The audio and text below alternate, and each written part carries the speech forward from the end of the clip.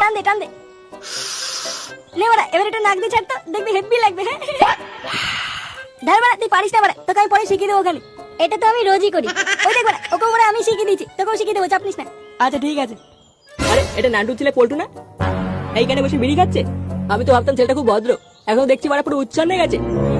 না ব্যাপারটা দেখছি নান্টুকে বলতে হবে।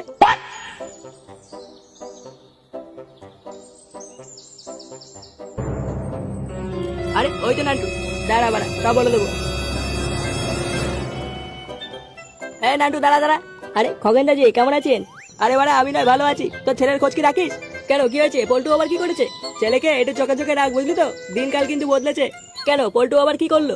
তোর ছেলে পল্টুকে আমি একটু আগে দেখলাম ওইদিকে রামবাগানে বসে বসে বিড়ি ধরিয়ে টানছে। সে কি আমার পল্টু বিড়ি খাচ্ছে?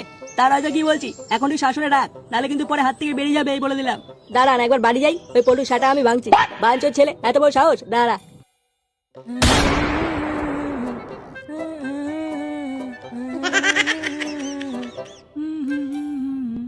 কিরে পল্টু কোথায় ছিলিস তুই?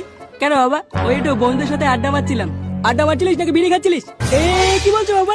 এইসব আমি খাই না। আর সরে বাচ্চা খাস না যখন, তাহলে নান্টু আমাকে নালিশ করলো কেন? এই গাড় মেরেছে বাড়া, সরে বাচ্চা নান্টু দাঁড়া বাড়া। কি হলোটা কি? কিছু জিজ্ঞাসা করছো তো নাকি? না বাবা আমি সত্যি খাইনি, বিশেষ নয় তুমি আমার মুখের গন্ধ শুকে দেখো। আয় সরে বাচ্চা এদিকে আয় দেখি। হাকর হাকর দেখবো। তুই তুলসী পাতা খেয়েছিস? মানে বাবা খুব খুব কাশি হচ্ছিল, তাই একটু তুলসী পাতা খেয়েছি। থাক থাক, যা ঘরে যা, আমি পরে ওষুধ এনে দেবো। আচ্ছা বাবা ঠিক আছে।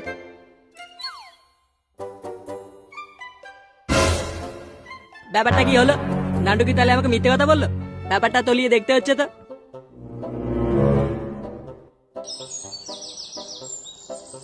হ্যাঁ রে ওই বারে বুঝলি না বাড়া সেটা ভাঙা দেখতে। আমি প্রথমে ভেবেছিলাম যে বাড়া কি না কি হবে, পরে দেখছি পুরো সাজানো বাগান। এ বাড়া বাড়া আমার সাথে মানাবে? হ্যাঁ হ্যাঁ রে তোর সাথে মানা